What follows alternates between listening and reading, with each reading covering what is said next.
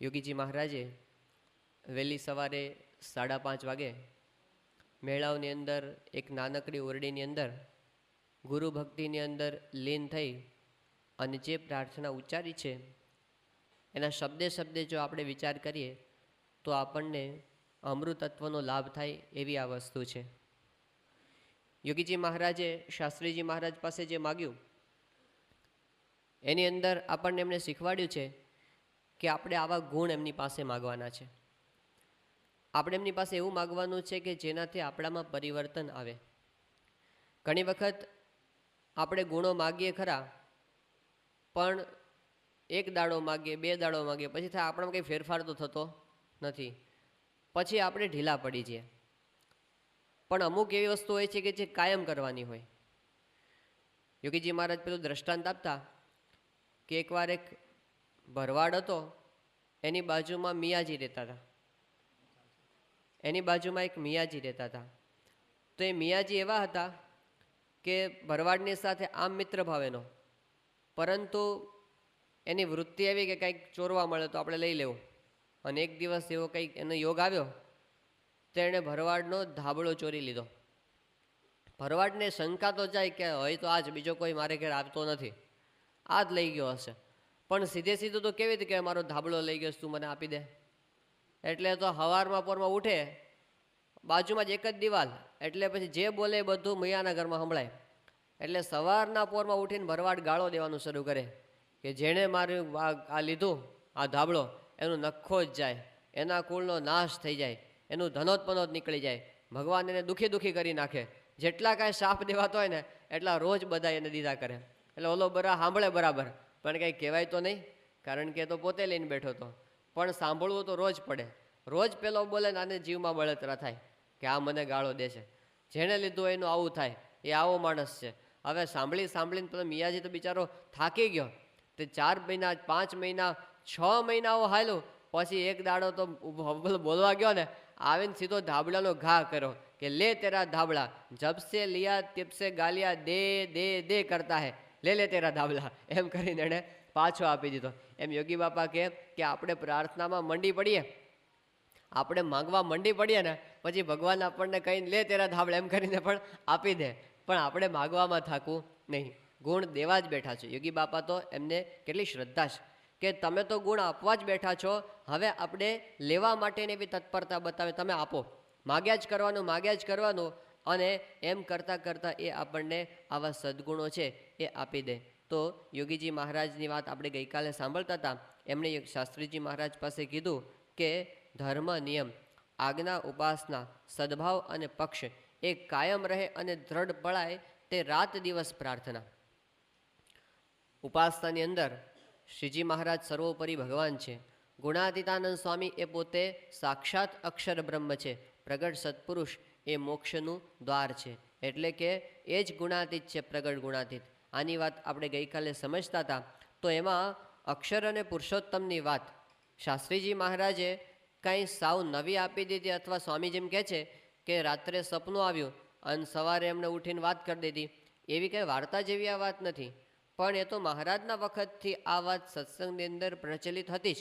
મહારાજને એવી ઈચ્છા નહીં હોય અને બહારના અમુક એવા સંજોગો, તો એ સમયે એ વાત એટલી પ્રકાશિત ન થઈ. પણ એ વાત હતી તો ખરી, કારણ કે ગુણાતીતાનંદ સ્વામી અક્ષર બ્રહ્મ છે. આ વાત તો આપણા જૂના સંપ્રદાયના શાસ્ત્રોની અંદર બહુ સ્પષ્ટપણે લખાઈ ગઈ છે. વિહારીલાલજી મહારાજ આચાર્ય એમણે પોતે જે કીર્તન કૌસ્તુભમાળા લખી છે એમાં એમણે પોતે લખ્યું છે કે મૂળ અક્ષર ગુણાતીત સ્વામી તેણે આપ્યા વર્તમાન, પોતે પાળીને પળાવ્યા જનને દઈ ઘણું જ્ઞાન. તો એમાં પોતાને વર્તમાન ધરાવનાર કોણ છે? વિહારીલાલજી મહારાજ કહે છે કે મને તો મૂળ અક્ષર મૂર્તિ એવા ગુણાતીતાનંદ સ્વામીએ વર્તમાન ધરાવ્યા છે. આચાર્ય મહારાજ પોતે કહે છે. એ વખતથી એ વાત પ્રચલિત હતી. ધરીલીલા કલ્પતરુની અંદર મૂલજી શર્મણે દીક્ષામ દદાનસ્ય પ્રજાયતે ભૂયાન મિત્ર સમાનંદો યતો ધામાક્ષરમ સમે. તો ગુણાતીતાનંદ સ્વામીના દીક્ષા પ્રસંગની અંદર મૂળ અક્ષર બ્રહ્મ એવા મૂળજી શર્મા, એને હું દીક્ષા ધારણ કરાવું છું, આવું મહારાજે પોતે વાત કરેલી છે. તો એ પણ સંપ્રદાયના ગ્રંથોની અંદર બધે એ વાત છપાઈ ગઈ છે. તો નવી વાત નથી. આગળ રઘુવીરજી મહારાજ હતા, એમને પણ સ્વામીનો આવો નિશ્ચય હતો. શાસ્ત્રીજી મહારાજના જે પત્રો છે એમાં એક પત્રની અંદર આ વાત આવે છે. શાસ્ત્રીજી મહારાજ કહે છે કે મેં ગોવર્ધનભાઈ કોઠારીને પૂછ્યું હતું કે રઘુવીરજી મહારાજ હતા એ સ્વામીને અક્ષર જાણતા હતા કે નહીં. ત્યારે ગોવર્ધનભાઈ કોઠારીએ કીધું કે પહેલાંની તો મને ખબર નથી, પણ 17મી સાલમાં જ્યારે ગુણાતીતાનંદ સ્વામીનો સમાગમ કરી અને રઘુવીરજી મહારાજ પાછા આવ્યા વડતાલ, ત્યારે તો ગુણાતીત રૂપ થઈ ગયા હતા અને જે મળે એ બધાને પોતે વાત કરતા કે આ ગુણાતીતાનંદ સ્વામી એ અક્ષર બ્રહ્મ છે, એવો પાક્કો નિશ્ચય એમને થઈ ગયો હતો. આવું ગોવર્ધનભાઈ કોઠારીએ શાસ્ત્રીજી મહારાજને કીધું હતું. તો રઘુવીરજી મહારાજ આચાર્ય પોતે માનતા હતા. ગોપાળાનંદ સ્વામી તો કેટલા બધા સંતોને એમણે નિશ્ચય અને હરિભક્તોને નિશ્ચય કરાવ્યો કે ગુણાતીતાનંદ સ્વામી એ અક્ષર બ્રહ્મ છે. તો મોટા મોટા સદગુરુ સંતો પણ આ વાત જાણતા હતા. નૃસિંહાનંદ સ્વામી ત્યાં વડતાલની ગરડાની અંદર રહેતા હતા. તો એકવાર ઇંગોરાળાના કુંવરજી પટેલ ત્યાં એમને દર્શન માટે આવ્યા. ત્યારે નૃસિંહાનંદ સ્વામી આ કુંવરજી પટેલને વાત કરી કે કુંવરજી, આ ગરડાની અંદર કેટલા કાંગરા છે? તો કે સ્વામી, આ કાંગરા તો ક્યાંથી ગણી શકાય, ગણી ન શકાય, એટલા બધા અગણિત કાંગરાઓ છે બધા. ત્યારે નૃસિંહાનંદ સ્વામી કે જો ગુણાતીતાનંદ સ્વામી અક્ષર ન હોય તો આ કાંગરે કાંગરે બ્રહ્માંડ ભાંગ્યાનું પુણ્ય મારે માથે. માટે તું સમજી લે કે ગુણાતીત અક્ષર છે, બાકી તો ન સમજાય તો પછી તારા ભાગ્ય. આમ કરીને એમને સ્વામીએ નૃસિંહાનંદ સ્વામીએ સમજાવ્યું. તો મોટા સદગુરુઓને આ વાત સમજાણી હતી. હરિહરિયાનંદ સ્વામી એ જુનાગઢ આવ્યા અને એમને સ્વામીનો સમાગમ કર્યો ને એને અચાનક આ વાત સમજાઈ ગઈ, ઓહો સ્વામી સાક્ષાત અક્ષરધામ, એટલે આ નામ એટલો કેફ ચડી ગયો, હું કોકને આ વાત સમજાવી દઉં, કોકને આ વાત સમજાવી દઉં કે આટલી મોટી પ્રાપ્તિ આપણને થઈ કે કોને સમજાવું. એમને થયું આપણા આ વંથલીના કલ્યાણભાઈ છે ને, એ આપણે હેતવાળા છે, એટલે એમને આપણે વાત કરવા માટે જઈએ. અને પોતે ઉપડા જુનાગઢથી આમ હાફળા ફાફળા કે જલ્દી સમજાવી દો, તે સીધા કલ્યાણભાઈના ઘરે ગયા ને ખબર પડી કલ્યાણભાઈ તો ખેતરે ગયા છે. તો અત્યારે સમજાવી દઉં કે એને સમજવાનું બાકી રહી જાય તો પાછું, એટલે પોતે ઘરેથી પાછા ખેતરે ગયા અને કલ્યાણભાઈ દૂરથી આમ ઉતાવળા અને આવતા જોયા હરિહરિયાનંદ સ્વામીને, એટલે એ તો એકદમ ઊભા રહી ગયા અને સામે કે સ્વામી કેમ આટલા બધા ઉતાવળા આવો છો? ત્યારે કે ઊભો રહે, મારે તને એક વાત અગત્યની સમજાવી દેવાની છે, રહી ન જાય પાછું તારો દેહ પડી જાય અને આ વાત સમજવાની રહી જાય તો સાંભળી લે, આ વાત બહુ અગત્યની વાત છે. ત્યારે કલ્યાણભાઈ હાથ જોડીને કીધું કે સ્વામી, મને એટલું તો સમજાયું છે કે શ્રીજી મહારાજ પૂર્ણ પુરુષોત્તમ નારાયણ છે અને ગુણાતીતાનંદ સ્વામી સાક્ષાત અક્ષરધામ છે. આ સિવાય કઈ વાત સમજાવવાની તો કહો. એ કે જ કહેવા આવ્યો હતો, મારે આટલું જ કહેવાનું હતું, બીજું કંઈ કહેવાનું નથી. તો મોટા મોટા સંતો આચાર્ય મહારાજ એ બધા જાણતા હતા કે ગુણાતીતાનંદ સ્વામી એ સાક્ષાત અક્ષરધામનો અવતાર છે. અને એટલે સંપ્રદાયની અંદર ગુણાતીતાનંદ સ્વામી એમનું જે સમાધિ સ્થાન છે એ પહેલેથી અક્ષરદેરી તરીકે પ્રસિદ્ધ હતું અને પહેલેથી જ એમનું જે વાડી હતી એ અક્ષરવાડી તરીકે પ્રસિદ્ધ હતી. બધા જ જાણતા હતા વાત, પણ એ વાત બહાર લાવી એની અંદર ઘણી બધી મુશ્કેલી હતી. કારણ કે ઘણા બધાને બરોબરિયાપણું, કેટલાકને લાગતું કે ગુણાતીત તો જૂનાગઢના છે એટલે દેશનું પોતાનું મમત્વ, એની અંદર ઘણા બધા હતા એ વિરોધની અંદર પડતા હતા. પણ જે સાચી વાત છે એ તો ગુણાતીત, જેમ શાસ્ત્રીમાં જ કહે છે કે એ બહાર આવ્યા વિના ક્યારેય રહેતી નથી. તો સાચા દેવળે ઘંટ વાગ્યો અને એકવાર સરોતરની અંદર આમ ખૂણિયું જ્ઞાન જે કહેવાતું અત્યારે દુનિયાના ચોકની અંદર પોતે પ્રસિદ્ધ થઈ ગયું. છેક લંડન ને હ્યુસ્ટન ને આખી દુનિયાના લોકોએ ટેલિવિઝન ઉપર જોયા અક્ષર પુરુષોત્તમ મહારાજ શિખરબદ્ધ મંદિરની અંદર પ્રતિષ્ઠિત થયા.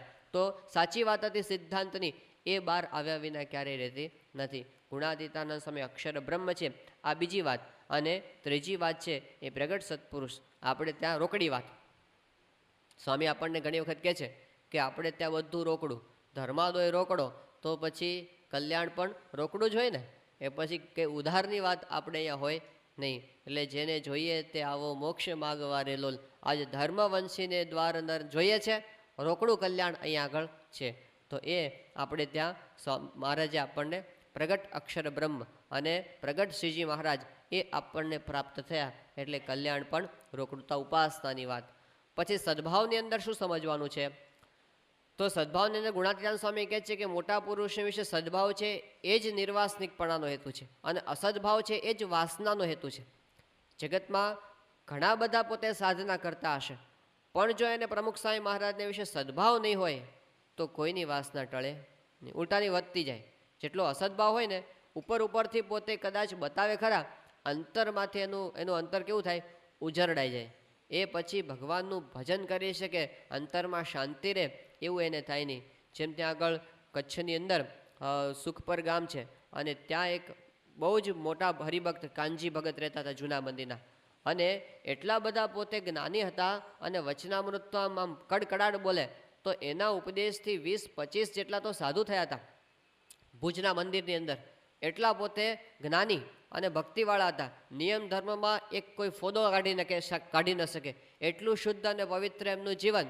પણ યોગીજી મહારાજ ગામની અંદર પધાર્યા, અને એમણે બધે કીધું કે કોઈ યોગીજી મહારાજના દર્શને જવાનું નહીં, આ તો બંડિયા છે બધા.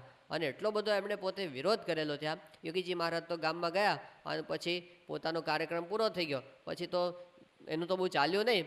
હરિભક્તોએ બધાએ પ્રેમથી લાભ લીધો, ભાવિકોએ લાભ લીધો. પણ આ દ્રોહ એમણે કર્યો તો એના પ્રતાપે આવી મહારાજની ઉપાસના હતી અને ભક્તિ હતી, છતાં પણ એમને પોતાને ભૂત થવું પડ્યું. ભૂત થયા, અને 10-12 વર્ષ સુધી એમને પોતાના સંબંધીના શરીરમાં આવી અને બધાને દુઃખી કર્યા. પછી એમણે છેવટે કીધું કે મને યોગી મહારાજ પાસે લઈ જાઓ તો મારું કલ્યાણ થશે.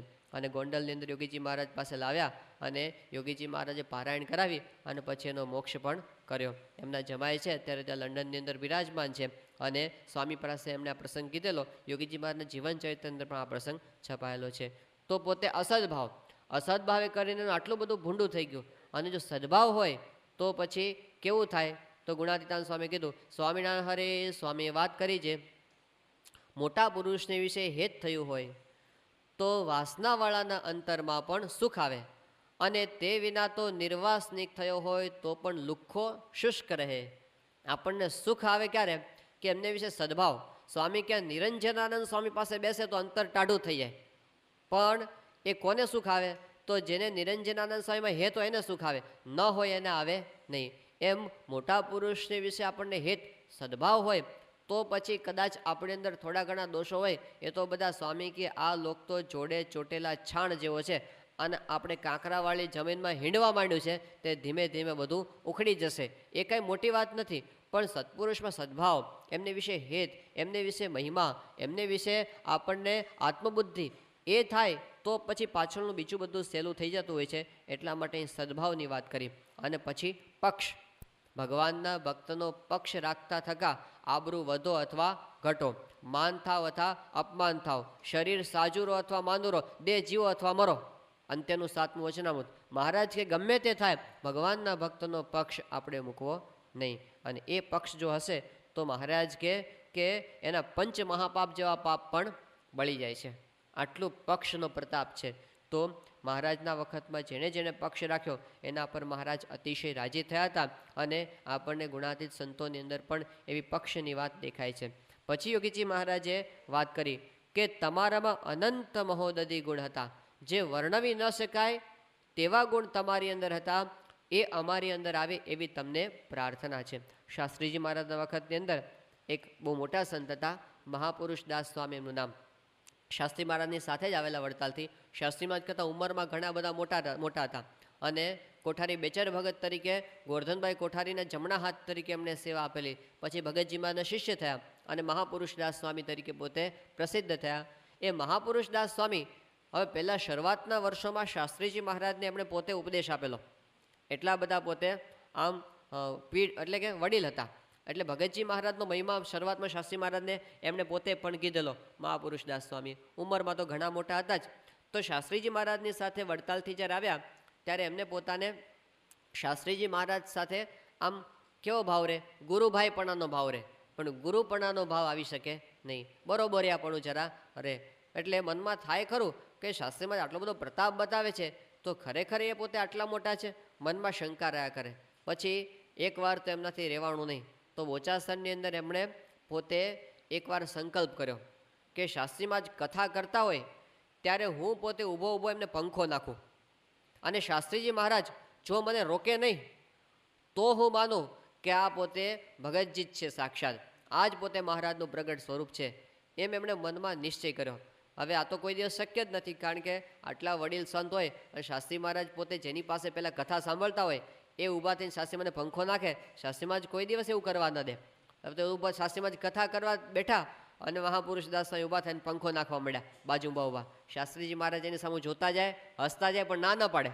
આખી કથા ચાલી ત્યાં સુધી શાસ્ત્રીમાં જઈને પંખો નાખવા દીધો. અને પછી એમને જે નિશ્ચય થઈ ગયો એ વખતે, અને પોતે પગમાં ઘૂંઘરા બાંધી અને એ વખતે હાથમાં કરતા લઈને નાચતા નાચતા કીર્તન ગાયું કે છાના છાના રે છાના, ક્યાં સુધી રહેશો તમે છાના, કે તમે બહુ ઘણા દિવસ સુધી છાના રહ્યા, પણ હવે તમે અમને ઓળખાઈ ગયા છો. પહેલાં તમે હતા નાના લાગતા હતા, પણ હવે ખબર પડી કે તમે કંઈ નાના નથી, તમે તો સાક્ષાત ભગવાનનું સ્વરૂપ છો. આવો નિશ્ચય મહાપુરુષ દાસ સ્વામીને થયો. એ મહાપુરુષ દાસ સ્વામીએ પોતે એક વાત કરેલી છે. એ કહેતા કે શ્રીજી મહારાજની સામે જોઈએ તો લાભનો પાર નથી. શ્રીજી મહારાજની સામે જોઈએ તો આપણે એટલા બધા ખાટી ગયા છીએ કે લાભનો પાર નથી. અને ગુણાતીતાનંદ સ્વામીની સામે જોઈએ તો ખોટનો પાર નથી. આવું કેમ કહેતા હશે? પછી પોતે સમજાવતા કે શ્રીજી મહારાજ ભગવાન જે આપણને સાક્ષાત પ્રાપ્ત થયા છે, અનંત કોટી બ્રહ્માંડમાં જે બીજા કોઈને પ્રાપ્તિ નથી, અક્ષરના મુક્તને જે સંબંધ થયો એ જ આપણને સાક્ષાત સંબંધ થયો. સંત દ્વારા આપણને ભગવાન મળ્યા, એટલે મહારાજ સામે જોઈએ તો લાભનો પાર નથી. પણ પછી શું કહેતા કે ગુણાતીતાનંદ સ્વામી સામે શું કામ જોવાનું? આપણે ગુણાતીત રૂપ થઈને ભગવાનને ભજવાના ને, તો ગુણાતીતાનંદ સ્વામી સામે આપણે જોઈએ તો આપણી અંદર ખોટનો પાર નથી. એટલો બધો સુધારો આપણી અંદર હજી બાકી છે. તો એટલા માટે અહીં આગળ યોગીજી મહારાજ આપણને શીખવાડી શું માગવાનું? તમારામાં તો અનંત મહોદધિ ગુણ છે, એ અમારામાં આવે એવી પ્રાર્થના. સત્પુરુષના ગુણ એ આપણા જીવનની અંદર આવે તો પછી સત્પુરુષ જેવું ભગવાનનું સુખ પોતે ભોગવી શકે છે એવું આપણને મળે.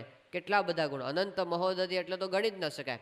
એક એક ગુણ ગણવા બેસીએ, આજે પ્રમુખ સ્વામી મહારાજના એક એક ગુણની ગાથા કરવા બેસીએ તો ગુણો તો અનંત છે જ, પણ એક એક ગુણે અનંત છે. પાછું એક ગુણની અંદર ઊંડા ઉતરો ને તોય તમને અનંત અનંત અહો અહો અહો થયા કરે. એ એમના ગુણો. આપણું તો કોઈ લખવા બેસે ને પ્રસંગ, ધારો કે આપણા બાપુજી સાથે આપણે રહેતા હોઈએ 15, 20, 25, 50 વર્ષથી, અને પછી કંઈક તમારા બાપુજી વિશે તમે થોડું બોલો, મહિમા કહો એમનો, આપણે કેટલો કહી શકીએ? 5 મિનિટ, 10 મિનિટ, 15 મિનિટ પૂરું થઈ જાય. પછી કેટલું ચાલે? બહુ અડધો કલાક, ચલો અરે 2 કલાક બોલો, પછી કેટલું ચાલે? સ્વામીના તો ગુણો એવા છે ને કે તમે આપણે બધા જ ગાવા બનીએ ને એનો પાર આવે એમ નથી. કારણ કે કેટલું બધું સ્વામી વિશે લખાયું છે તો હજી લખનારને એવું લાગે છે કે હજી સુધી અધૂરું છે, એવું બધા જ લાગ્યા કરે. આટલા પુસ્તકો છપાયા છતાં પણ હજી એવા પ્રસંગો આપણે સાંભળીએ છીએ, હરિભક્તોને મળીએ ત્યારે, કે આ તો ક્યારેય બહાર આવ્યા જ નથી. એવા તો કેટલા બધા પ્રસંગો ભૂગર્ભમાં દટાયેલા પડ્યા હશે. તો એમના ગુણનો પાર આવે એમ નથી. અનંત મહોદધિ ગુણ. આપણે જો કદાચ આમ કરવા બેસે ને, ચલો એક પ્રસંગ આપણે ઊભો કરીએ, તોય આવા પ્રસંગ તો કોઈ પોતાના જીવનમાં નકલ કરવા જાય ને, કોઈ એક્ટિંગ સત્પુરુષની કોપી કોઈ કરવા જાય ને તો પણ આવી કોપી કોઈ કરી શકે એમ નથી. મરી જાય આવી કોપી કરવા જાય ને તો હેરાન થઈ જાય. એ પોતે એકેય ગુણ આવી રીતે સત્પુરુષમાં જે રીતે છે એ કોપી કરીને આવી શકતા નથી, પણ એમનું સેવન કરીને આપણે લાવવાના છે. એમનું સેવન કરી, એમની પ્રસન્નતા પ્રાપ્ત કરી અને આપણે આવા ગુણો આપણા જીવનની અંદર આવે એવી પ્રાર્થના આપણે નિરંતર કરવાની છે. તો એક ગુણ જેની આધ્યાત્મિક સ્થિતિ આટલી ઊંચી છે, અને આટલી ઊંચી આધ્યાત્મિક સ્થિતિ હોવા છતાં નાનામાં નાની વ્યક્તિ સાથે જે રીતે પોતે વર્તી શકે છે સુરત ભાવથી, આ એમની કેટલી મોટી મહત્તા કહેવાય. આટલી બધી પ્રવૃત્તિ આપણે ખાલી સ્વામીની પ્રવૃત્તિ ગણવા બેસે ને ત્યારે એમને થાકી જઈએ. ખાલી આપણે જ કરવાની જ નથી, પણ ખાલી જો આપણે આમ બોલે હાંફી જઈએ, આપણે આટલા મંદિરો ખાલી લિસ્ટ બનાવીએ ને એમાં આપણે હાંફી જઈએ. એટલી બધી એક્ટિવિટી સ્વામી પોતે પ્રવૃત્તિ, દરેકમાં પાછા પોતે રસ લે છે. એવું નહીં કે ચલો કામ એની મેળે ચાલે કરે, એવું નહીં. એકની અંદર સ્વામી પોતે રસ લે, અને છતાં પણ પોતે અત્યંત નિર્લેપ, એનો સેજે બહાર નહીં, હળવા ફૂલ.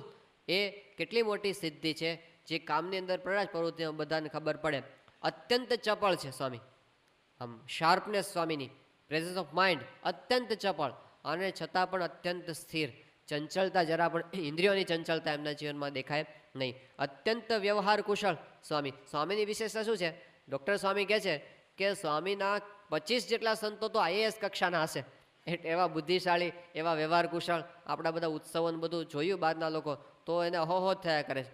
તો આવા બધા બુદ્ધિશાળી સંતો છે, પણ ગમે તેવા વ્યવહાર કુશળ હોય, સ્વામી પાસે જઈને બેસે ને તો સ્વામી કંઈક એવી વાત કરી દે ને કે એને લાગે કે આપણે તો કંઈ જાણતા જ નથી. એમને શું લાગે? આપણે તો સાવ હિમાલયની પાસે સાવ આમ અણુ જેવા છીએ એવું એમની પાસે લાગે. એવું એમનું વ્યક્તિત્વ છે. અને કોઈ અત્યંત સાધુતા સંપન્ન હોય, અત્યંત તીવ્ર વૈરાગ્ય, તીવ્ર ત્યાગ, એટલી બધી એની અંદર આમ આત્મનિષ્ઠા ગમે તેટલું હોય, પણ સાંઈ પાસે જઈને બેસે ને તો લાગે આપણી અંદર તો કાંઈ જ છે નહીં, એમની સાધુતા પાસે આપણે કાંઈ ગણતરીમાં નથી. બંનેને એવો અનુભવ થાય એવું એમનું વિશાળ વ્યક્તિત્વ છે. તો સાધુતા એવી અને વ્યવહાર કુશળતા પાછળની અત્યંત સરળ.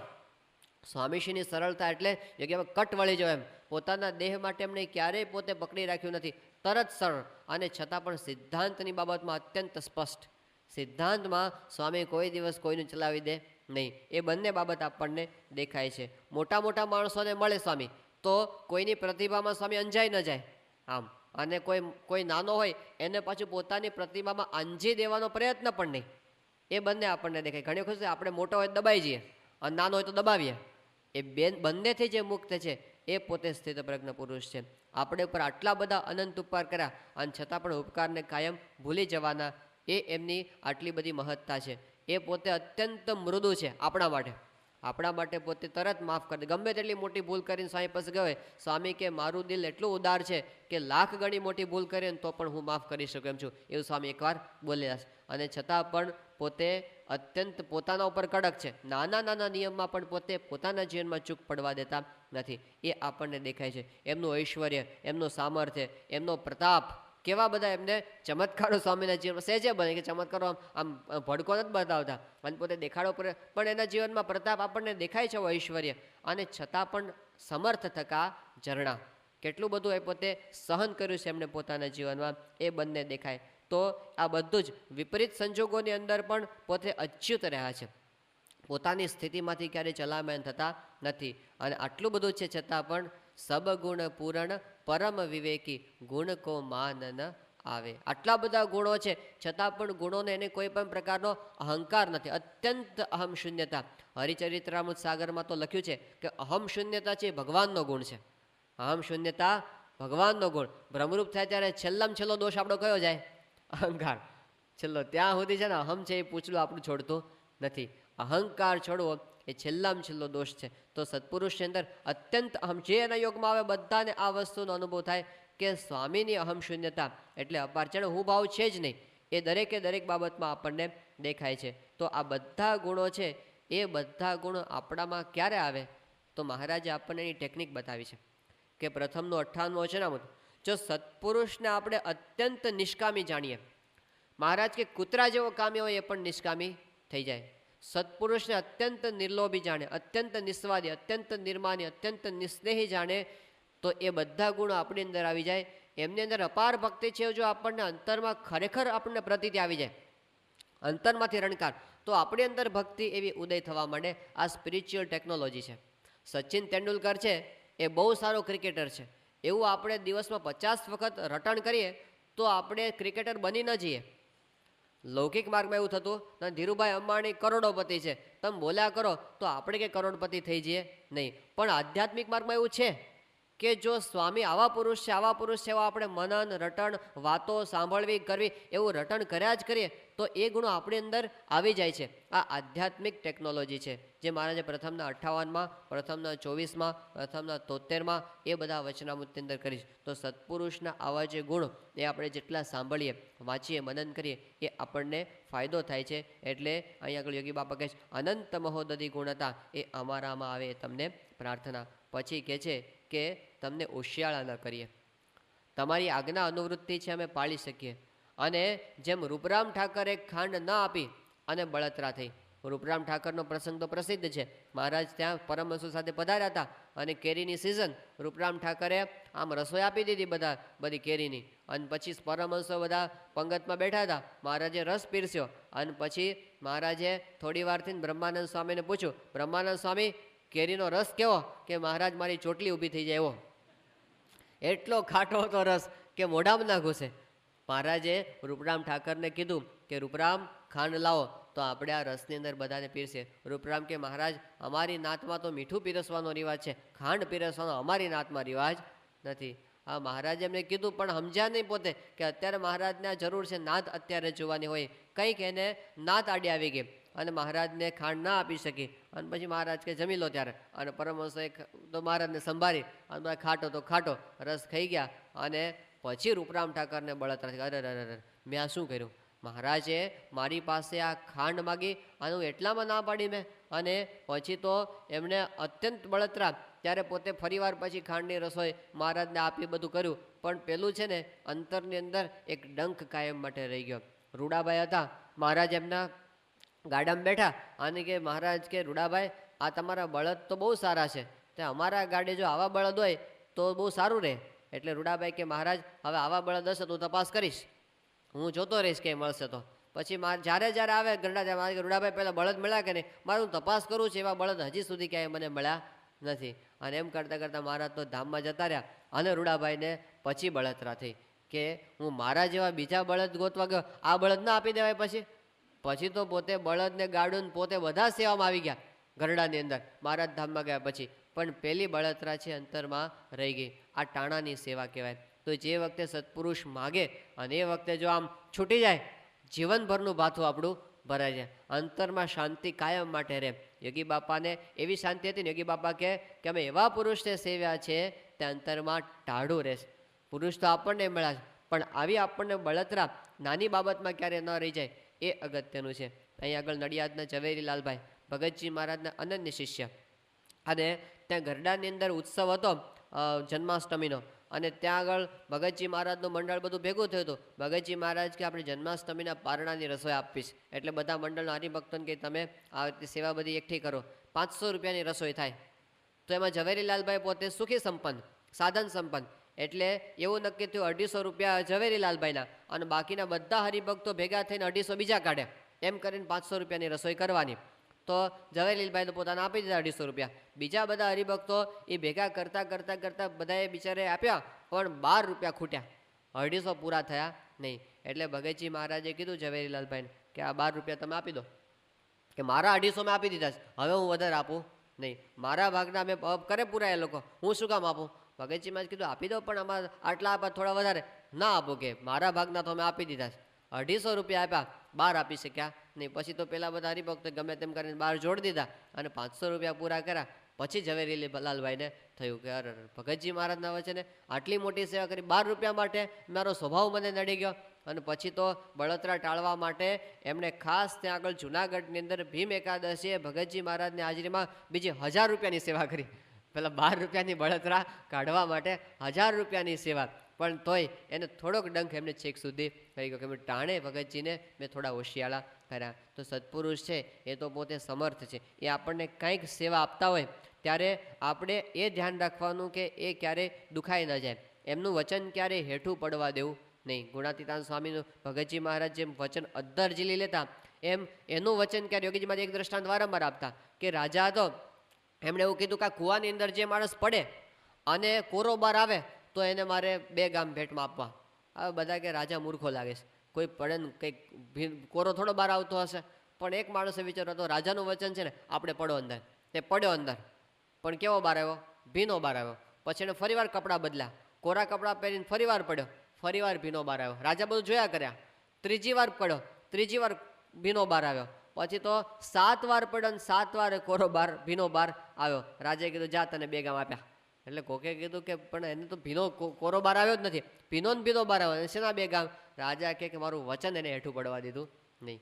રાજાનું વચન કે એની અંદર કંઈક હશે એમ બાંધીને પોતે 7 વાર પડ્યો, એટલા માટે હું એના પર રાજી છું. એમ સત્પુરુષના વચન ઘણી વખત આપણને ભલે ને આ અશક્ય જ છે એવું લાગતું હોય, પણ એનું વચન હેઠું ના પડવા દેવું એ આપણી ભક્તિ છે. એટલે જેમ એ રાજી એમ રાજી. ઘણી વખત આપણને મનમાં બેસતું ના હોય કે આવું કરવાથી કે આમ થતું હશે, પણ થાય એમણે કીધું છે માટે આપણે કરવું. તો એવી રીતે આપણે એમને રાજી કરવા માટે મંડી પડીએ તો એને હોશિયાળ આપણે ન કર્યા કહેવાય. જેમ રતનજી બાપુ હતા, એને મહારાજની બહુ સેવા કરી હતી, અને શ્રીજી મહારાજ ધામમાં ગયા પછી પોતે ઘણા વર્ષો પછી એકવાર જુનાગઢ ગયા હતા. જુનાગઢ એમણે ગુણાતીતાન સ્વામીનો સમાગમ કર્યો 15-20 દિવસ સુધી, અને અંતરમાં બહુ શાંતિ થઈ ગઈ, બહુ રાજી થયા પોતે. પછી જ્યારે પોતે પાછા વળતા હતા ત્યારે જાગા સ્વામી એમને પોતે પાદર સુધી વળાવવા માટે ગયા, અને છેલ્લે જ્યારે છૂટા પડતા હતા ત્યારે જાગા સ્વામીએ કીધું કે બાપુ રતનજી, તમે તો શ્રીજી મહારાજના હજુરી સેવક હતા અને મહારાજની સાથે વર્ષો સુધી તમે અંગત સેવક તરીકે રહ્યા છો, તો મહારાજના જે અંતરના અભિપ્રાય એ તમે બધા સાંભળેલા છે, તો હવે આજે જ્યારે છૂટા પડીએ છીએ ત્યારે કંઈક એવી એક રહસ્યની વાત તમે કરી દો મહારાજની પ્રસાદીની કે જે મને કાયમ માટે ઉપયોગી થાય. ત્યારે રતનજી બાપુએ કીધું કે જાગા સ્વામી, વાતો ના કરનારા તો આ જૂનાગઢમાં ગુણાતીત જેવા છે એવા બીજા મેં હજી સુધી કોઈ વાતો ના કરનારા જોયા નથી. અને તમારા જેવા વાતોના ઝીલનારા પણ આ જૂનાગઢ જે સિવાય બીજે કાંઈ મેં જોયા નથી. માટે મારે બીજું તો કાંઈ કહેવાનું નથી, પણ એટલું કહેવાનું છે કે આ ગુણાતીતાનંદ સ્વામી છે ને એને ક્યારેય તમે હોશિયાળા કરતા નહીં. આવા પુરુષ છે એ ક્યારેય દુખાઈ ન જાય, હોશિયાળા ન થાય એનું તમે ધ્યાન રાખજો. કારણ કે 100 માથા જાતા રે સોંઘા ચોગાળા, એક શેર કે વાસ્તે ક્યું ડરત હે ગમાર. આ પુરુષ સામાન્ય નથી. કોણ છે આ પુરુષ એવું જો આપણને સમજાય તો પછી આપણને નિરંતર એ રાજી રહે, એ ક્યારેય આમ પોતે ઉદાસ ન થઈ જાય એવી ભાવના આપણને રહે. ત્યાં આગળ મહારાજ જ્યારે શરૂઆતની અંદર પધાર્યા લોચની અંદર, તો મહારાજ તો પોતે 7 વર્ષ સુધી વન વિચરણ કર્યું હતું અને અત્યંત તપશ્ચર્યા કરી શરીર કૃશ થઈ ગયું હતું. એટલું બધું કૃશ કે મહારાજના હાડકા જ દેખાય અને માંસ તો દેખાય જ નહીં. અને મહારાજને જો કંઈ વાગ્યું હોય, શીજમાં જે પોતે લખ્યું છે કે શરીરમાંથી રુધિર ન નીકળે પણ પાણીનું ટીપું નીસરે, એટલું બધું મહારાજે શરીરને આમ સૂકવી નાખ્યું હતું.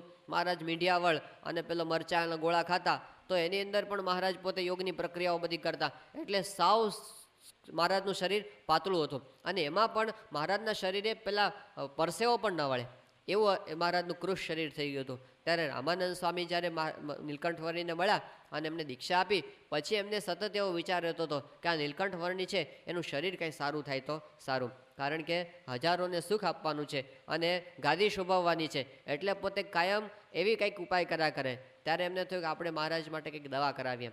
પછી તો કંઈક સલાહ લીધી હશે કોકની વૈદની, અને પછી નક્કી થયું કે મહારાજના શરીરે આવળના પાટા બાંધે, શરીરમાં થોડો ગરમાવો આવે અને થોડો પરસેવો વળે અને પેલું આમ શરીર જરા સારું થાય. એટલા માટે રામાનંદ સ્વામી આવળ ખોદાવે અને પછી એનું વાટી અને એનો લેપ કરાવે અને એના પાટા નીલકંઠ વર્ણીને શરીરે આ બંધાવે. હવે રઘુનાથ દાસને આ બધું ગમે નહીં. રઘુનાથ દાસ રામાનંદ સ્વામીનો જૂનો શિષ્ય અને એને પોતાને આમ આગળ આવવાનું બહુ, એટલે આ નવા વર્ણી આવે ને એના પર રામાનંદ સ્વામી આટલો બધો એનો મહિમા કે અને એમનું બધું બહુ ખેંચે. ત્યારે આમને એવું થાય કે આ નવા આવ્યા છે ને આટલા બધા આગળ કેમ વધી જશે, ઈર્ષા ભાવ. એટલે પોતે પછી બીજાને વાતો કરે કે આ રામાનંદ સ્વામી છે ને હવે એની ઉંમર બહુ મોટી થઈ છે, એટલે હવે એનું થોડું ફરી ગયું છે, બુદ્ધિ છે ને ઓછી થઈ ગઈ છે હવે એની. તો આ નવો પેલો છોકરો આવ્યો છે ઉત્તર પ્રદેશથી, તે એની અંદર એવા મોહ પામી ગયા છે કે એને બીજું કંઈ દેખાતું જ નથી. અને હવે તો એ પેલા છોકરા માટે ગામની આવળ ખોદાવી અને એના પાટા બંધાવે છે. આમને આમ રામાનંદ સ્વામી ગામની પાદરને ઉજ્જડ કરી નાખશે. એને શું ચિંતા થઈ, ગામની પાદર ઉજ્જડ થઈ જાય, પર્યાવરણવાદી હશે એટલે એને આવી બધી ચિંતા થઈ કે આ તો ઉજ્જડ ગામની પાદર થઈ જશે, તો એમને એની ચિંતા થવા માંડી. ત્યારે રામાનંદ સ્વામી પાસે કોઈ વાત કરી કે સ્વામી આ રઘુનાથ દાસ તો આવું બોલે છે. ત્યારે રામાનંદ સ્વામી પોતે હસવા માંડ્યા. એ કે આને ક્યાં ખબર છે, રઘુનાથ દાસને ક્યાં ખબર છે કે નીલકંઠ વર્ણી કોણ પુરુષ છે. નીલકંઠ વર્ણી તો એવા પુરુષ છે કે એના માટે આ એક ગામની આવળ તો શું પણ આખા બ્રહ્માંડના જીવને વાટીને એનો લેપ કરીને લગાડવો પડે ને તો પણ ઓછા છે. આવા પુરુષ ક્યાં આપણને મળે. તો મહારાજનો મહિમા રામાનંદ સ્વામી સમજતા હતા. આના માટે તો કદાચ આખી બ્રહ્માંડનું બલિદાન આપી દેવું પડે તો પણ આ પ્રમુખ સાંઈ મહારાજ જે પુરુષ આપણી વચ્ચે ક્યાંથી હોય, એ તો અક્ષરધામમાં રહેવાવાળા, અને આપણી વચ્ચે આવીને રહ્યા તો હવે એમને અત્યાર સુધી એમણે આપણને બહુ રાજી કર્યા છે. અત્યંત દરેક બાબતની અંદર એમણે આપણા પર આવી રીતે કૃપા કરી છે. એમણે આપણને ફરિયાદ કરવા જેવું કંઈ રહેવા દીધું નથી. આપણે ફરિયાદ કરી છે સ્વામી તમે અમારા માટે આટલું ન કર્યું, એવું એમણે કાંઈ રહેવા દીધું નથી. તો હવે શું કરવાનું છે, આપણો વારો હવે આવ્યો છે, તો એમને ઓશિયાળા ન થવા દેવા. એમને એમ એવું થાય કે બસ આપણે હરિભક્તોની વચ્ચે નિરંતર રહેવું છે, એવું એમના મનમાં કાયમ રહ્યા કરે.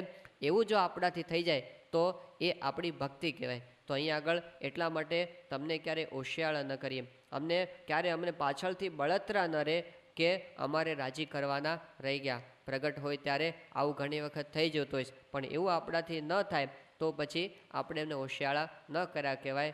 એ વાત આપણે સમજવાની. આપણને કદાચ એવું લાગે ક્યારેક કે સ્વામી આને બોલાવે છે, મન નથી આવી નાની નાની બાબતમાં આપણા કેવા મનુષ્યભાવ હોય છે, સૈદ્ધાંતિક મનુષ્યભાવ નથી હોતા.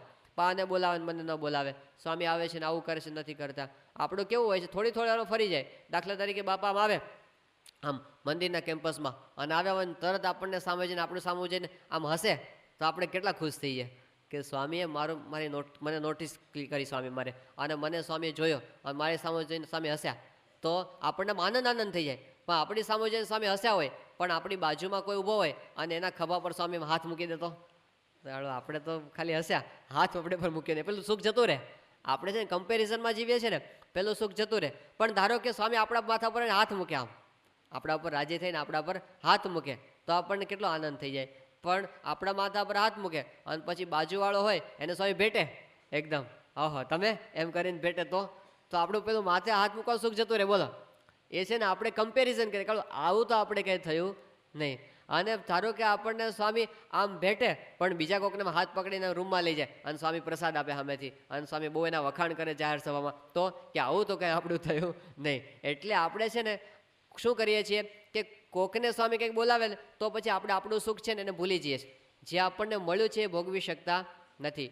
જો આવી રીતે વર્તીએ તો પ્રગટનું સુખ આપણે કોઈ દાડો લઈ શકીએ નહીં. જે મહારાજના વખતમાં પરમહંસો હતા, તો મહારાજે પ્રેમાનંદ સ્વામીને સુખ આપ્યું એવું તો બીજા કોઈને આપ્યું નથી. મહારાજ તો ભુજની બજારમાં આમ મહારાજ પ્રેમાનંદ સ્વામીના ગળામાં હાથ નાખ્યો હોય, પ્રેમાનંદ સ્વામી મહારાજના ગળામાં હાથ નાખ્યો હોય, અને એક પંક્તિ મહારાજ ગાય, એક પંક્તિ પ્રેમાનંદ સ્વામી ગાય, એમ કીર્તન ગાતા ગાતા મહારાજ પાસે, મહારાજે પ્રેમાનંદ સ્વામીના મુખમાં પાનની પિચકારી મારી છે. હવે આટલું સુખ, તો પછી બ્રહ્માનંદ સ્વામીને પોતાનું સુખ ભૂલી જવાનું, કારણ મહારાજે તો મને કંઈ સુખ આપ્યું જ નહીં. એવું કર્યું હોત તો બીજા પરમહંસો દુઃખી જ રહેત બધા. પણ મહારાજ જેને જે આપે છે એ પોતાનું માનીને જો એને ભોગવે તો એ ખૂટે એમ જ નથી. કારણ કે આ શું છે, ઉપનિષદ કહે છે પૂર્ણમિદમ પૂર્ણમદઃ પૂર્ણાત પૂર્ણમુદચ્યતે પૂર્ણસ્ય પૂર્ણમાદાય પૂર્ણમેવાવશિષ્યતે. આ સાક્ષાત બ્રહ્મ પૂર્ણ પુરુષોત્તમ પૂર્ણ છે, એટલે કે એનું એક બિંદુ લો તો પણ પૂર્ણ છે. તમે ખાલી એક નજર, માશુક જરા દે દેના નૈનો કા નજારા ઇતને મેં તો હોએગા આશિકું કા ગુજારા. પ્રેમાનંદ સ્વામી કે જરાક એક નજર, બસ એની અંદર આખી જિંદગી અમે કાઢી નાખશું, તો એ સુખ તો અપાર છે. તમે એક બુંદની અંદર પણ પૂર્ણ થઈ જાઓ એવી શક્તિ એની અંદર રહેલી છે. તો મહારાજે મહાનુભાવાનંદ સ્વામી બેઠા હતા, અને મહારાજ બેઠા, મહાનુભાવાનંદ સ્વામી આવ્યા અને મહારાજને પગે લાગ્યા, મહારાજ પગ ખેંચી લીધા. મહાનુભાવાનંદ સ્વામી કે મહારાજ અમે તમારા માટે સંસારનો ત્યાગ કર્યો, આટલા બધા પ્રકરણોમાંથી પસાર થયા, તમારા વચનો અધ્ધર ઝીલા, હજી અમારી એટલી પાત્રતા નહીં કે તમારા ચરણનો સ્પર્શ અમે કરી શકીએ. મહારાજ કે મહાનુભાવાનંદ સ્વામી એક શહેર હતું અને મેં એક શેઠ રહેતા હતા, અને એનું આંગણું એકવાર આવી અને એક કંગાલ માણસ હતો, એ આંગણું વાળી જતો રહ્યો, અને શેઠ બહુ રાજી થયા. અને પેલો આંગણા વાળો બીજે દિવસે આવ્યો ત્યારે ફરીવાર વાળતો હતો, એટલે આપણે કીધું તે કાલ વાળ્યું હતું? કે હા મેં વાળ્યું હતું. કે બોલ તારે શું જોઈએ છે, તારે મહેનતાણું જોતું હોય તને આપું. ત્યારે પહેલાં એ શું કીધું, અધમણ સોનું મને આપો. ત્યારે પેલા શેઠે કીધું કે આંગણું વાળવાનું 4 આના હોય, રૂપિયો 2 રૂપિયા હોય, કાંઈ અધમણ સોનું આ આંગણું વાળવાનું હોય નહીં. એમ મહારાજ કે તમે જે અત્યાર સુધી જેટલા સાધન કર્યા, કે ખટરસના નિયમ પાળ્યા, કે તમે અત્યાર સુધી 114 પ્રકરણમાંથી પસાર થયા, કે માર ખાધા, કે અપમાન કર્યા, એ જે કાંઈ કર્યું છે ને એ બધું આંગણું વાળવા જેટલું કામ છે. અને અમારા ચરણનો સ્પર્શ એ તો અધમણ સોના જેવો છે. હવે આપણે કંઈ વેપાર કરી શકીએ એમ નથી.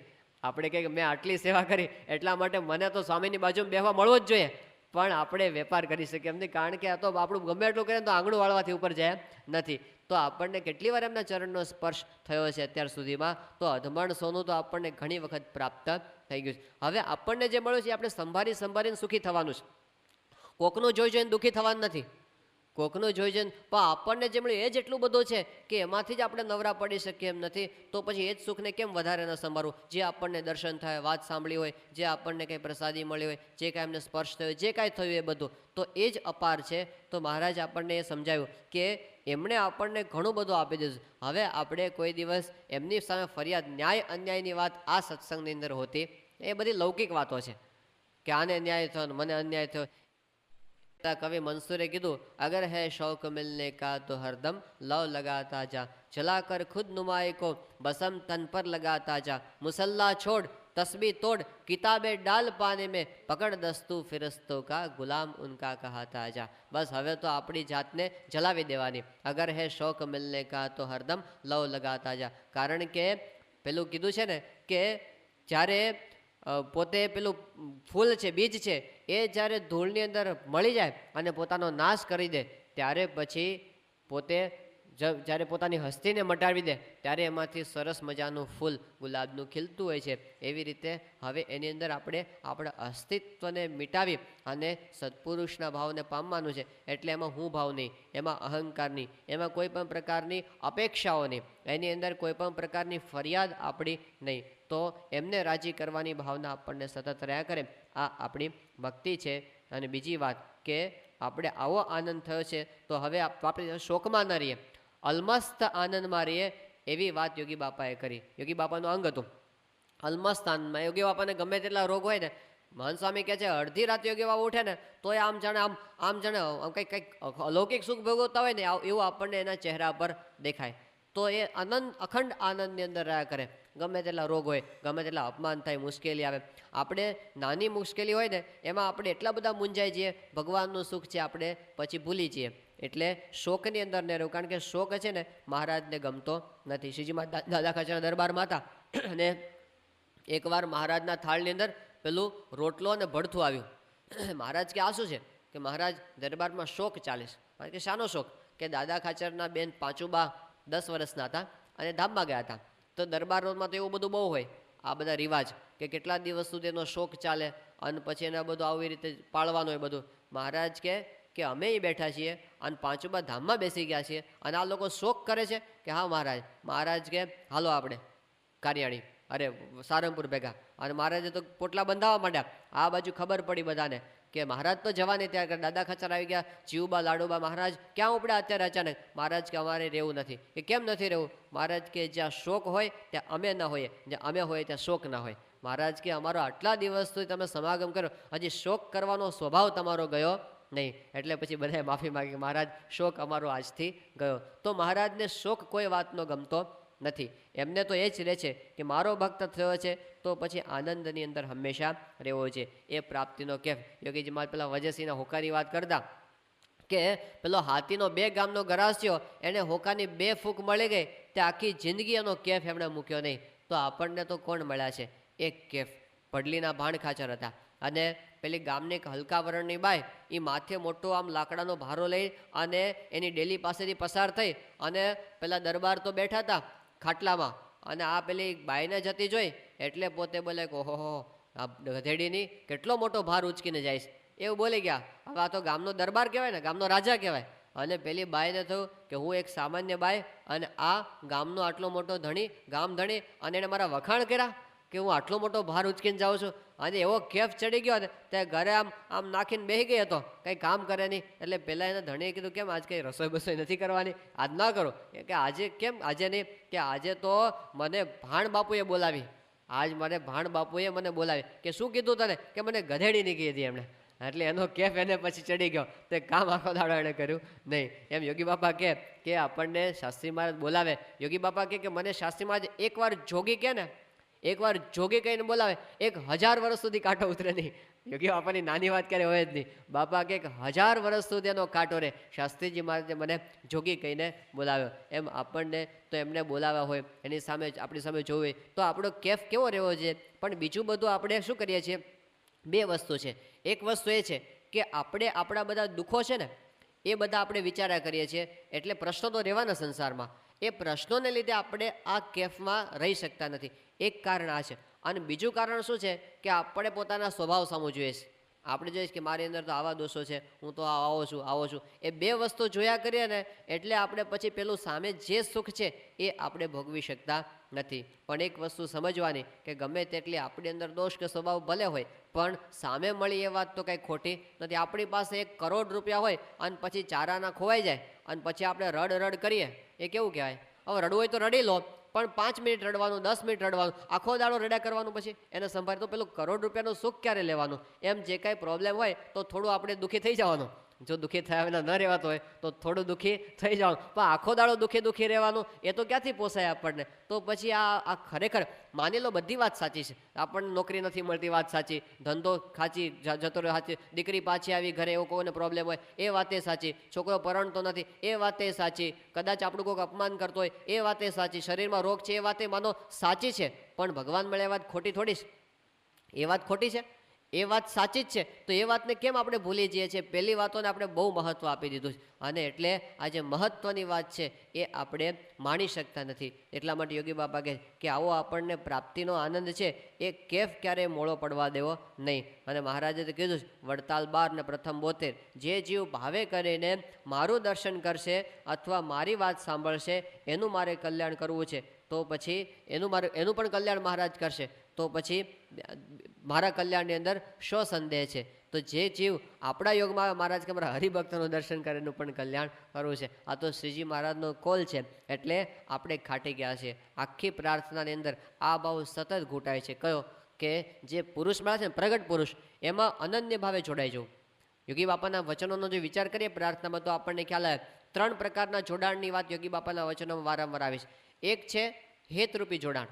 શાસ્ત્રીજી મહારાજને વિશે યોગીજી મહારાજનું હેતરૂપી જોડાણ. એમાં આપણને દેખાય તમારી મૂર્તિને સમર્થી રહે, તમને 24 કલાક અળગા ન મૂકીએ અને રાત દી તમને સંભાળ્યા કરીએ. આ યોગીજી મહારાજનું હેત છે, યોગીજી શાસ્ત્રીજી મહારાજ. તો આપણને પ્રગટ સત્પુરુષો વિશે હેતરૂપી જોડાણ થાય. બીજું કયું જોડાણ? મહિમારૂપી જોડાણ, કે તમે તો સાક્ષાત ગુણાતીત સ્વરૂપ છો, તમારા મહારાજ અખંડ રહ્યા છે. પછી કે તમારો જગતમાં મહિમા વધારીએ. પછી કે તમે કોણ થઈ ગયા? પછી કે અનંત મહોદધિ ગુણ તમારી અંદર હતા, તમે જે કામ કર્યું તે અમારાથી થઈ શકે એમ નથી. આ બધું શું છે? યોગી બાપાના વચનો, અનન્ય મહિમા શાસ્ત્રીજી મહારાજનો. એટલે બીજું છે મહિમારૂપી જોડાણ. અને ત્રીજું કયું જોડાણ છે સત્પુરુષને વિશે?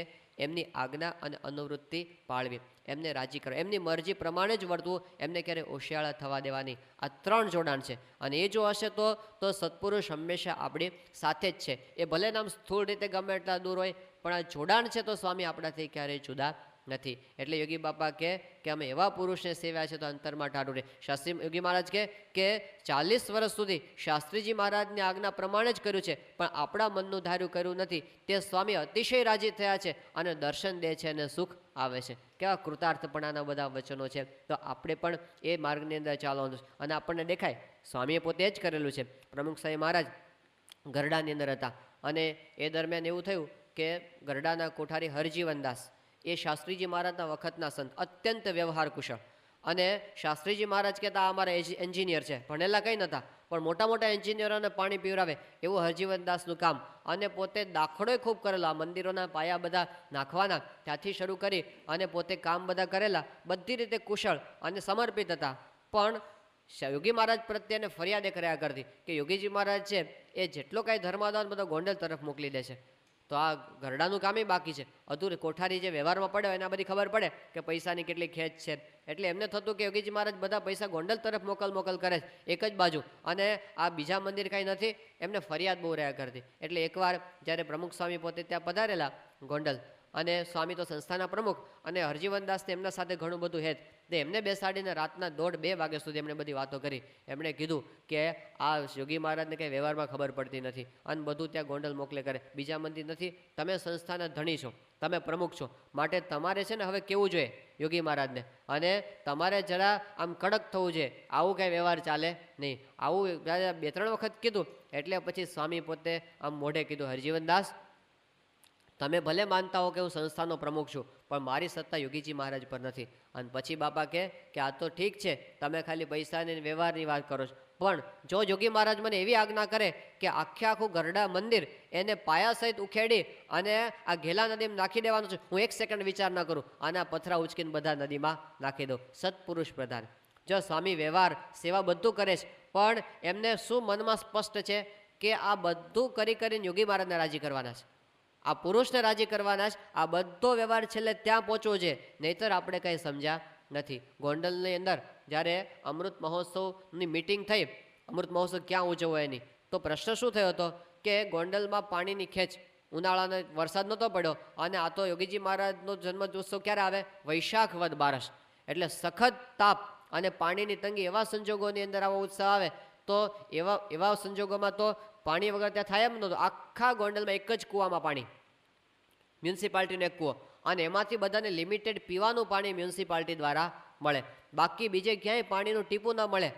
હવે આવા સંજોગોમાં પ્રશ્ન થયો ઉત્સવ ક્યાં ઉજવો. યોગીજી મહારાજની હાજરીમાં મિટિંગ થઈ તો બધા સંતો બેઠા હતા, બધા મોટા મોટા, એમાં મોટા સ્વામી જેવા સંતો બધા, અને હરિભક્તો બધા. ગઈકાલે આપણે વાત કરીએ ને બધા આમ પાવરફુલ બધા, છગન કાકા, મગન કાકા, મથુર કાકા, હીરા કાકા, આ બધા કાકા એવા હતા ને કે યોગી બાપા બીવે નથી.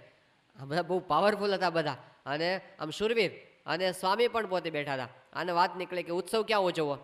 તો બધા વિચાર કરતા હતા. એમાં પછી યોગી બાપા પર આવ્યું, કારણ કે મોટા સ્વામીની ઈચ્છા કે આપણે અટલાદરા લઈ જઈએ, બીજા કોઈકની ઈચ્છા આવી કે આપણે બોચાસણ કરીએ ઉત્સવ, એ બાજુ પાણીની છત છે. તો યોગી મહારાજ કીધું કે બાપા તમારી શું ઈચ્છા છે. યોગીજી માની ઈચ્છા ક્યાં હોય, એમની તો ગોંડલમાં જ હોય, પણ બોલી શકે આ બધા સામે બેઠા જ બધા એને હા બોલાય. એટલે યોગીજી મહારાજ કે પ્રમુખ સ્વામી કે એમ કરો. સ્વામી ઉપર આવ્યું બધું. સ્વામી જાણતા હતા જોગી મહારાજની અંતરની ઈચ્છા શું છે ગોંડલની, પણ વ્યવસ્થાની રીતે અનુકૂળ ગોંડલમાં નહોતું કોઈ રીતે. આર્થિક રીતે, શારીરિક રીતે, કોઈ રીતે આપણી શક્તિ એ ગોંડલમાં પહોંચી વળે એમ હતી નહીં. પણ સ્વામી એ વખતે કીધું કે આપણે ગોંડલમાં ઉત્સવ કરો છે, પ્રમુખ સ્વામી. અને બધા જે તૂટી પડ્યા સ્વામી, મોટા સ્વામી કે ગાંડાના ભાઈ ક્યાંથી લાવીશ પાણી, આટલા લાખો માણસો બધા ભેગા થશે અને આ બધું આપણી આબરૂ જશે બધી, પાણી એ છે નહીં તું ક્યાંથી લાવીશ. બધા બહુ બોલ્યા. ત્યારે સ્વામી શું બોલ્યા, સ્વામી કે હું ભાદર નદીમાંથી પાઇપલાઇન નાખીને પાણી લાવીશ. હવે ક્યાંની ક્યાં ભાદર નદી. સ્વામી કે હું ગમે તેમ કરીને હું પાણી લાવીશ, પણ આપણે ઉત્સવ તો અહીં જ કરવો છે. હવે આટલું બધું ભારપૂર્વક સ્વામી બોલ્યા. પછી બધા સારું કર તારી રીતે એમ કરીને સ્વામી પર બધું નાખ્યું. પછી બધું મિટિંગ પૂરી થઈ ગઈ. અને જ્યારે મોટા સ્વામી યોગી બાપા પોતે રૂમમાં ગયા, સ્વામીને પૂછેલું સંતોષ શિબિરમાં કે પછી યોગી બાપાએ શું કર્યું, તમે આવી રીતે આમ ગોંડલનું કર્યું ત્યારે. એટલે સ્વામી કે યોગીજી મહારાજ રૂમમાં ગયા ને પછી 2 હાથે ધબ્બા માર્યા મને, આમ કે બહુ સારું કામ કર્યું તમે ગોંડલમાં ઉત્સવ લાવી. જાહેરમાં નહીં, અંદર રૂમમાં ગયા પછી એમણે યોગી બાપાએ આમ રાજીપો બતાવ્યો. તો સ્વામી શું સમજતા હતા, હવે પોતે સમજતા હતા કે આમાં કોઈ રીતે મેનેજમેન્ટની રીતે યોગ્ય નથી. સ્વામી તો એટલું પાવરફુલ મેનેજમેન્ટ છે, એમને તરત ખબર પડી આમાં ખર્ચો વધારે થશે, આમાં રાત દાડો ઉજાગરો કરવા પડશે. છતાં પણ શંકા તો ખરી જ પાણી આવશે કે નહીં આવે. પણ સ્વામી શું સમજતા હતા, આપણે જે કાંઈ પ્રવૃત્તિ કરીએ, વ્યવહાર કરીએ, સેવા કરીએ, ધર્માદો કરીએ, એ બધું કરીને કરવાનું શું, યોગી મહારાજને રાજી કરવાના છે. હવે આપણે પ્રવૃત્તિ કરીને આખી ગામના આખી દુનિયાના માણસોને આપણે પ્રભાવિત કરીએ, અને જો યોગી મહારાજ રાજી ન થાય તો એવી પ્રવૃત્તિ ધૂળમાં પડી, એવી પ્રવૃત્તિનો કોઈ અર્થ નથી. કરીને આ પુરુષને રાજી કરવાના, એટલી સ્પષ્ટતા યોગીજી સ્વામીશ્રીના જીવનમાં હતી. અને એટલે એ વખતે એમણે બધું છોડી અને યોગીજી અને સ્વામીને દાખલો કરવો પડ્યો. પછી સ્વામીને આ પાણી લાવવા માટે રાત દાડો એક કરી અને એ ઉનાળાની ગરમીમાં દાખલો કરો, પણ સ્વામીએ કર્યો 2-3. શું કામ, યોગી મહારાજ રાજી થાય એટલા માટે. તો આપણને એક રીત શીખવી છે કે ગમે તે થાય, આ જીવનનો લક્ષ્ય તો એ જ છે, સત્પુરુષ રાજી થઈ જાય. અને આ પ્રાર્થના આપણને છેલ્લે ત્યાં લાવીને મૂકી દે છે કે આવા પુરુષો રાજી થશે તો પછી જીવનમાં કાંઈ કરવાનું બાકી રહેતું નથી, આટલું જ કરવાનું. મુંબઈની અંદર એકવાર પેલી સભા ભરાઈ હતી યુવક મંડળની, એટલે યુવકોએ બધાએ સ્વામીને પ્રશ્નોત્તરીમાં એક પ્રશ્ન પૂછ્યો કે સ્વામી તમને યુવકો ઉપર વધારે હેત છે કે સંતો ઉપર વધારે હેત છે, એ કહો તમે.